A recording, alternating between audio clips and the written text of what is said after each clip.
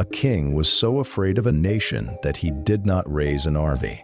He hired a prophet, and the prophet he hired was so famous that his name was still being spoken as a warning in churches more than 1,000 years after his death. Not as a hero, as a lesson. This is the story of Balaam, the man who heard God's voice clearly and may have designed the greatest trap Israel ever fell into. The story is found in the book of Numbers, chapters 22 through 24. Israel has just destroyed two powerful kingdoms east of the Jordan River. Every neighboring ruler is watching. One of them is Balak, king of Moab. He knows a direct military fight would probably fail, so he thinks differently. He sends messengers far north toward the great Euphrates River to find a man named Balaam, son of Peor. The message is clear. Come and curse this people. They are too powerful. Perhaps if you curse them, I can finally defeat them. Balaam was not an Israelite. He came from a different culture entirely. But the text makes something unusual clear from the very beginning. He knew the God of Israel. He received visions. He spoke with God directly. And God told him plainly, "Do not go. These people are blessed." Balaam sent the first messengers away. Balak sent more, offering greater honor and greater payment. Balaam asked God again, and here the story becomes complicated. God gave conditional permission to go. Then, in the very next verse, God's anger burned against him for going. It is one of the most discussed contradictions in the entire Pentateuch. God says go. God is angry that he went. On the road, Balaam's donkey stopped 3 times because it could see an angel with a drawn sword blocking the path. Balaam could not see it. He struck the animal in frustration. Then the donkey spoke. The man who claimed to hear the voice of God had been spiritually blind to something his own animal could see clearly. He reached Moab. 3 times, Balak prepared altars, expecting a curse. 3 times, Balaam opened his mouth, and blessings came out. A star will come out of Jacob.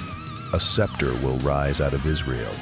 Balaam said simply, "I can only speak what God puts in my mouth." And he went home. The story seems to end there. It does not. Around 3,000 years ago, the region east of the Jordan River was a world of competing kingdoms, tribal alliances, and powerful religious systems. Professional prophets and diviners were not unusual figures in that world. They were specialists consulted by kings across the ancient Near East, much like political advisors or intelligence analysts today. Their reputations traveled through trade routes and royal correspondence. Balaam's reputation traveled very far. In the 1960s, Dutch archaeologists excavating at a site called Deir Alla in modern Jordan made a discovery that stunned scholars. On fragments of a plastered wall dated to roughly the 8th century, they found an inscription in an ancient Northwest Semitic dialect. The opening line reads, "The misfortunes of the book of Balaam, son of Peor, a seer of the gods." This is one of the only times in all of Near Eastern archaeology where a non-royal biblical figure appears by name in a text from a completely different culture. Balaam was not a legend invented by Israel. He was a real historical figure whose prophetic reputation spread across nations and survived for centuries after his death. The inscription also shows Balaam receiving night visions from divine beings and lamenting a decree of disaster from a divine council. These details appear nowhere in the biblical account, which raises a quiet question. How much of Balaam's story was left out? What did other ancient traditions know about him that we can no longer fully read? The world Balaam lived in was not a world of simple heroes and simple villains. It was a world where men of extraordinary gifting moved between powers, served multiple kings, and sometimes encountered something far greater than themselves in the process. Here is what Numbers reveals after Balaam goes home. Later, Israel falls into catastrophic sin at a place called Baal Peor. They abandon their covenant, worship foreign gods, and 24,000 people die as a result. Then, in chapter 31, Moses names the source of that disaster. It was Balaam's advice that led Israel into the trap. The man who could not curse Israel directly appears to have taught Moab how to destroy Israel from within. So who was Balaam, really? The traditional interpretation sees this as a clear moral lesson. Balaam was a genuine prophet ultimately corrupted by greed. His blessings were not his own achievement. God simply overrode his will each time. His role in the Baal Peor disaster revealed his true character all along. The ancient Jewish ethical tradition is especially direct on this point, portraying him as a calculated enemy of Israel's God. Some scholars who have studied the Deir Alla inscription carefully suggest something more complex. They believe Balaam represents an older prophetic tradition respected across the entire region, not just within Israel. They also point to the internal contradiction inside Numbers 22, where God permits the journey and then opposes it, as evidence that the text weaves together multiple older source traditions. In this reading, Balaam may have been a respected regional prophet whose legacy was gradually reshaped into a theological villain by later editors. A third interpretation focuses on the purely human story, and this one may be the most uncomfortable. What if Balaam's greatest failure was not a single dramatic betrayal? What if it was something much quieter, a long series of small compromises, each one individually justifiable, each one slightly easier than the last, until what would once have been unthinkable became, somehow, just a decision? Balaam never claims ignorance. He states clearly, multiple times, that he can only speak what God gives him. He knows exactly what is right. He says it out loud, in front of a king who is paying him to say something completely different. And yet he keeps the conversation open. Psychologists describe a pattern called moral self-licensing. When a person does something clearly good, they often feel an unconscious internal permission to be less careful in the next decision.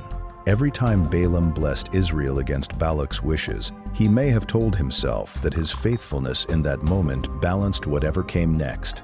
There is also a pattern researchers call escalating commitment. The longer a person stays inside a negotiation, the psychologically harder it becomes to simply walk away, even when the original demand has not changed at all.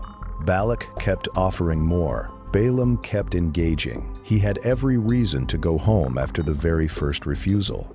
Instead, he stayed available. What makes Balaam's story so striking is the gap between his identity and his actual behavior. He describes himself as one who hears the words of God, who sees visions from the Almighty. The text treats this as genuine. He believed it about himself, but he was simultaneously available for hire by a king who wanted to destroy the people of that same God. This is not the portrait of a man who did not know better.